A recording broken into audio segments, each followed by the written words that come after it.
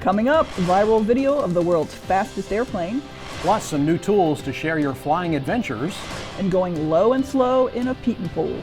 And the Sweepstakes Super Cub is getting closer to its big debut. AOPA Live this week begins in just a moment. Build and flying with the Sonex Aircraft B models. The B models offer more room and comfort, more fuel, more panel space, more engine choices, and the same great Sonex Aircraft flight characteristics. Learn more at sonexaircraft.com.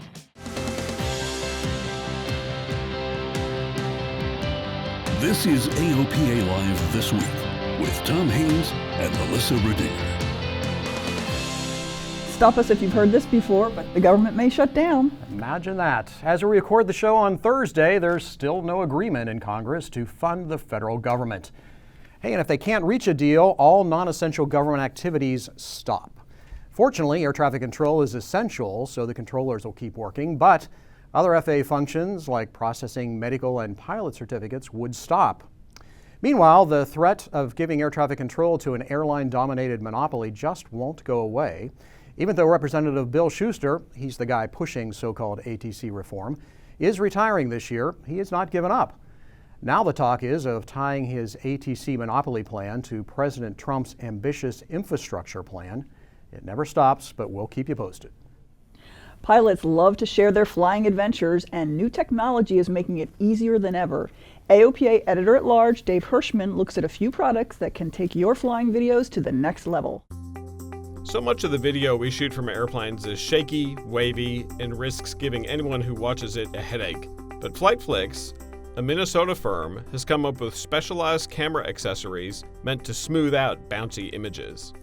I recently went flying with the company's VibeX mount, attached to a Garmin Verb Ultra, and the results were impressive. No jello or propeller distortion, just a rock-solid image. If you get a headache, blame the pilot's erratic flying. And speaking of the Garmin Verb, the company's new free software allows multi-camera editing. This feature automatically synchronizes video shot from different cameras, and that greatly simplifies editing. There's even an image within an image screen that allows the editor to jump back and forth between different views. I brought 3 Garmin Verbs on a recent sunset flight, and the new Verb editing software made combining them surprisingly easy and fun. Dave Hirschman, AOPA Live.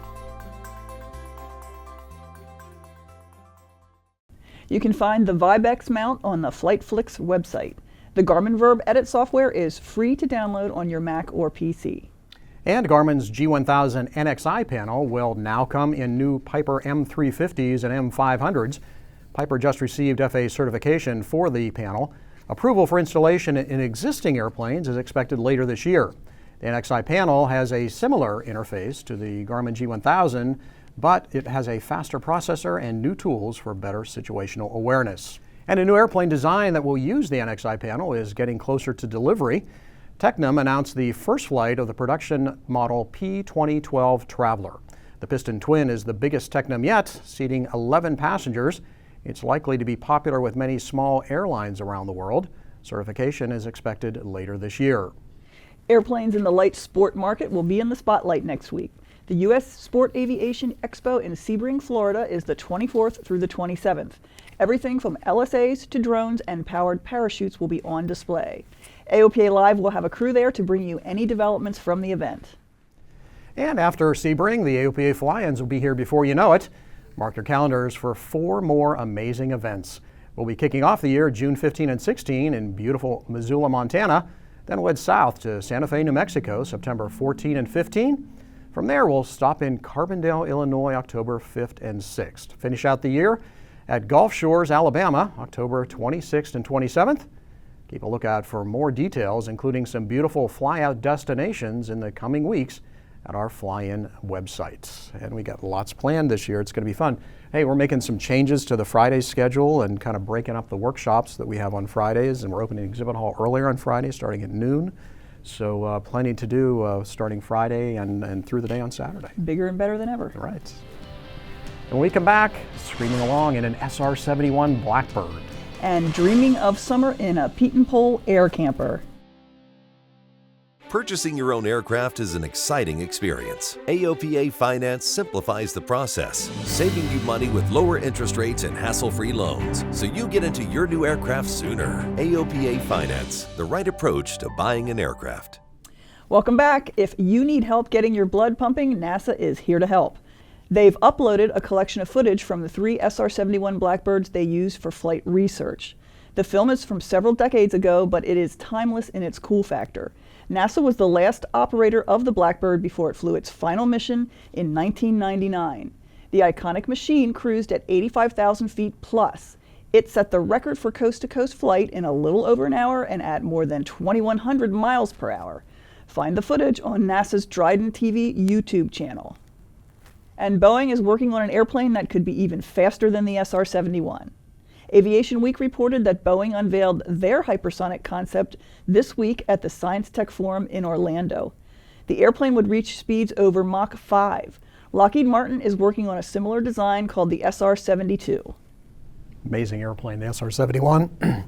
I know you've kind of been around them a little bit too. I had the chance to see the one land after its record-setting coast-to-coast flight that went into the Air and Space Museum down in Dulles. I was there when they brought it in, did a couple low passes at super high speed, and deployed the chutes on landing, and it was really fun. Pretty special to be there. It was. It's an amazing airplane. Really, really something.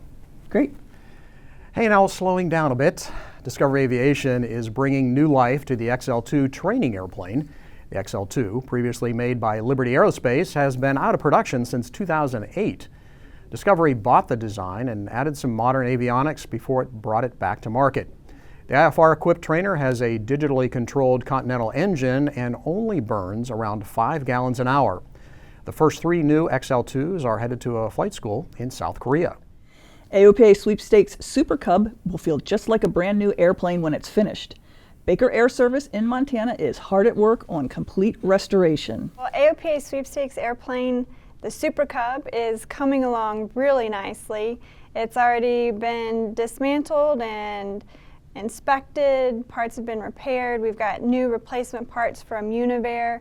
It's been assembled, and then the fabric from Consolidated Aircraft Cuttings has already been applied and it's been painted. The Super Cub has a bunch of updates like the polyfiber fabric and all new Garmin avionics. Look for the grand unveiling of the finished airplane at Sun and Fun in April. Meanwhile, while we're waiting for April, in these cold winter months, it's easy to dream of warmer days ahead. We have the story of the perfect airplane for a warm summer flight. AOPA pilot editor Ian Twombly found this airplane and its owner by the Shenandoah Mountains in Virginia.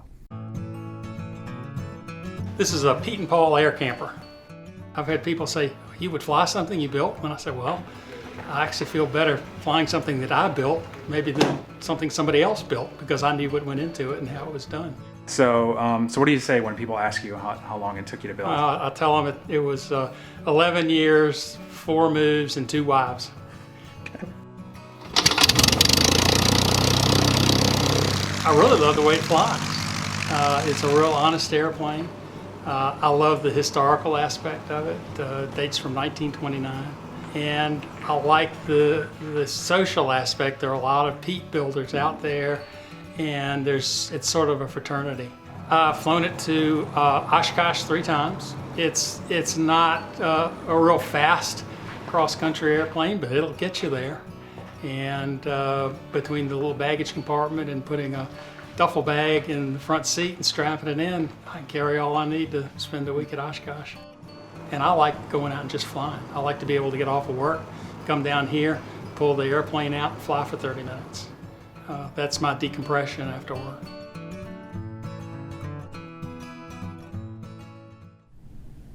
That does look like fun, and it certainly makes us impatient for warmer weather. Yeah, I wouldn't want to fly it right now in these temperatures. No, not an open cockpit airplane. Looking forward to spring. Uh-huh.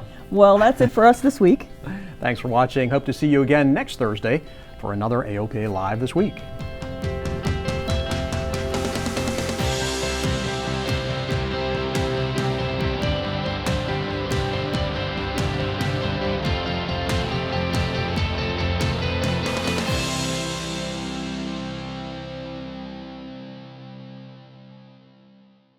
There are many important things to consider before purchasing an aircraft. Let the experts at Aerospace Reports help guide you through the process. We combine expert knowledge with our long-standing commitment to personalized customer service to perfect your transaction. Learn more at aerospacereports.com.